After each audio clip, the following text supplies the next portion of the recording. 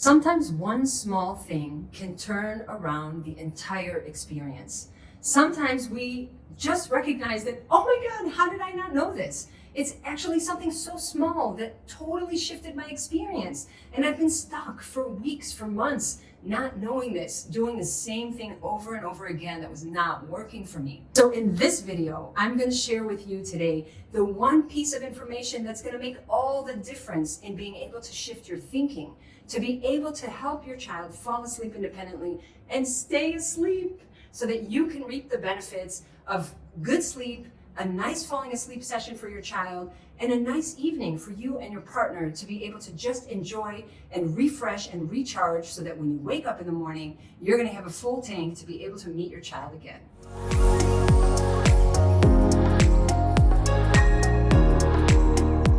We expect subconsciously that the conditions that we had when we fell asleep will still be the same conditions we experience in the middle of the night. And so when that's not the case, it disturbs our sleep. And so I do this all night long, let's say probably 7, 8, 9 times. I'm tossing and turning at night, looking for my items, falling back asleep without even realizing it. In the morning I get up and I don't think about it. But when my husband steals my blanket, and he does that because, that's a whole other topic. But then in the morning, I totally remember that because it's like he disrupted my sleep at night. When I was up trying to find my blanket and I couldn't figure out where it was, I actually had to get up fully, look over, grab it from him to be able to fall back asleep. And then I did remember that in the morning. And I said to him, not nice, you stole my blanket and I was cold and I couldn't fall back asleep.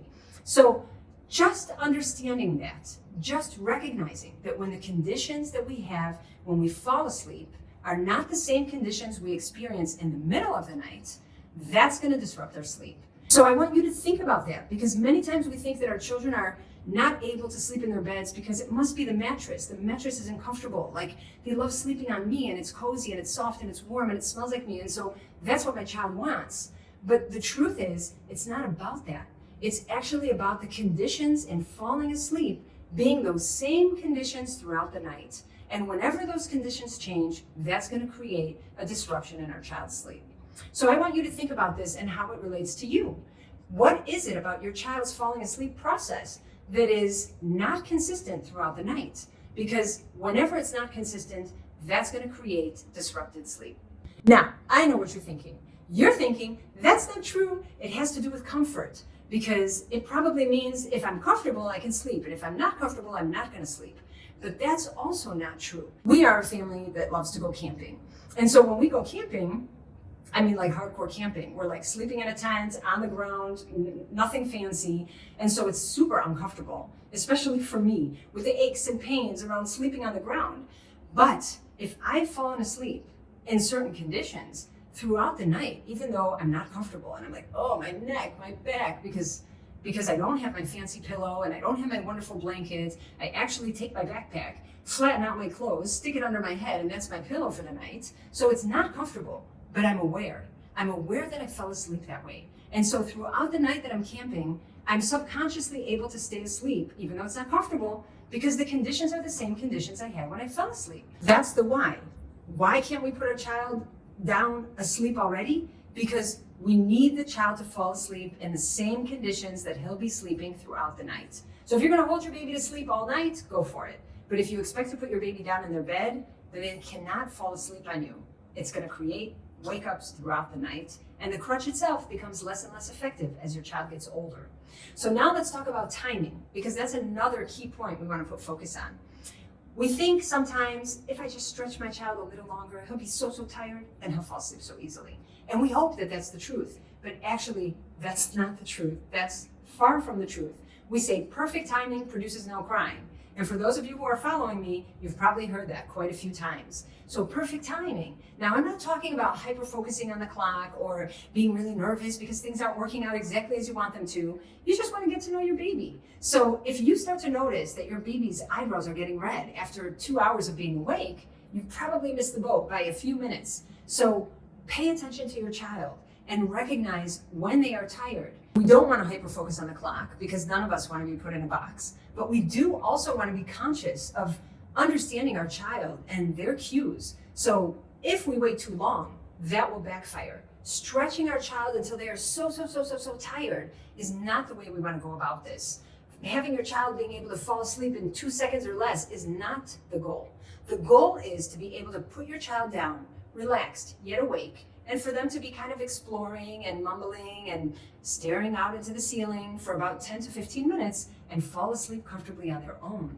So when we think perfect timing, we want to think not too tired and not under tired. We want to kind of balance between the two. So that means you're going to do some detective work and you're going to be watching your child for a few days to recognize what are those sleepy cues. Maybe they're red eyebrows, maybe it's rubbing their eyes, or maybe it's something a little bit less obvious, like kicking their legs and getting very hyper. That is generally a sign that your child is overtired. So in order to have an easier falling asleep session for your child, you want to make sure that you are not challenging them more than they need to be challenged already. And challenging them by keeping them awake longer than they can comfortably tolerate will create an added element of discomfort in trying to fall asleep. So we want to pay attention to how we put our child to sleep, recognizing that we are not taking responsibility for that. We will take responsibility up until they are relaxed and comfortably awake, and then we'll put them down. We also want to recognize that we're not stretching them too thin by keeping them awake for too long, hoping that that's going to do the trick, because that backfires. So remember my favorite phrase, perfect timing produces no crying. We want to catch our child in that sweet spot when they're tired, but not overtired, in order to facilitate them being able to fall asleep. Now we get to the juicy part. So we know what we don't want to do. We know that we don't want to actually actively put our child to sleep. We also know that we don't want to keep our child awake past their comfort zone, then they're going to be overtired. So what do we do? And how do we put them to sleep? Well, here comes my amazing 30-90 method. I have developed a wonderful sleep solution that's called 30-90. And 30-90 is a sleep solution, almost I can say is a one-size-fits-all. And the sleep solution itself differs depending on where you are in your readiness to teach your child how to fall asleep independently. So if you feel like you're just starting and you're a little bit apprehensive about the whole thing and you're kind of nervous, we can start out at the very beginning. And if you feel more ready to jump in, then 30-90 can also encourage you to start at a place that's a little bit more advanced. But really what this 30-90 method is 30 seconds of active consoling and 90 seconds of holding space. And for those of you who are feeling like 90 seconds is too long, you can swap it and you can do 90 seconds of active consoling with 30 seconds of holding space. So you can already see that depending on what camp you're from, there's going to be an option for you within this 30-90 method. Now, when we put our child down, more or less around perfect timing, while they're relaxed, not yet asleep, then we leave the room. And at that point, our child may kind of hang out in bed for a little bit, and we want to allow that. Remember that in order for our child to be able to fall asleep, we need to dare to allow, because some of us are so nervous that we just feel like we just got to get it done to prevent any kind of unwanted outcomes. But we actually want to stay curious, and we want to allow them a little bit of space to see what they can do. So in my 30-90 method, we have the opportunity to teach our children how to fall asleep independently without working with methods that maybe don't feel right for us. And this 30-90 method is actually a method, maybe I could kind of say it's like a one-size-fits-all, not because everybody gets dumped into 30-90, but because 30-90 is so diverse that you can find your place within the method itself. So if you're a newbie and you feel like, I'm cringing, I don't want to let my baby cry even for a few seconds, there's an option for that. And if you're kind of more into the, well, you know, I feel okay with this. My baby's crying, but he's safe, he's in bed, he's clean, everything's okay. I don't mind a few seconds of crying, then you'll find your place there too. And so within this method, there is a solution for you. And working with the 30-90 method can help you start putting your child down awake and relaxed, but not yet asleep, in order to be able to reap the benefits of them falling asleep independently. And that alone makes all the difference in the quality of their sleep. Now you have clarity. You actually understand, oh my gosh, I'm not doing that anymore, because actively putting my child to sleep is totally sabotaging the sleep process.